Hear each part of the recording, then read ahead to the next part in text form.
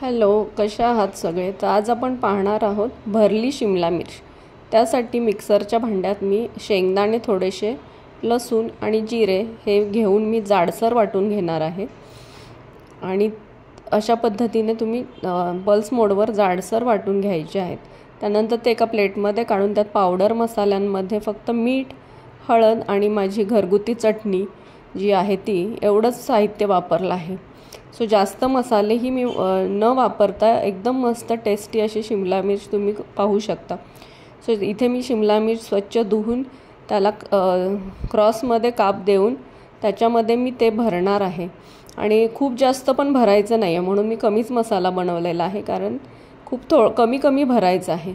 छान असं भरून सगळ्या मिरच्यामध्ये आपण ते भरणार आहोत।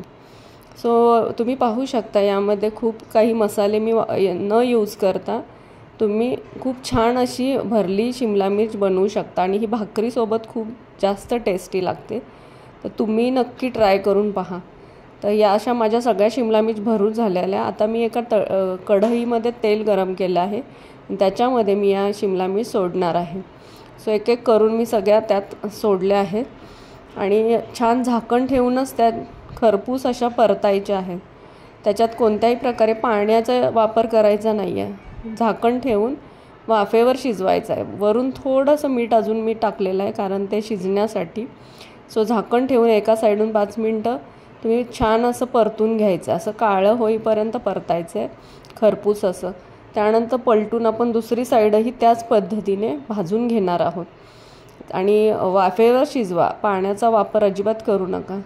सो तुम्हाला कच्चं वाटत असेल तर अजूनही तुम्ही झाकण ठेवून वाफेवर शिजवू शकता। सो तयार आहे आपली भरली शिमला मिर्च। आणि ही भाजी त्याची अशी ओरिजिनल अशी टेस्ट लागते। यात मसाल्याचा वापर खूप कमी असल्यामुळे भाकरी, भात आणि पोळीसोबत छान लागते। सबस्क्राईब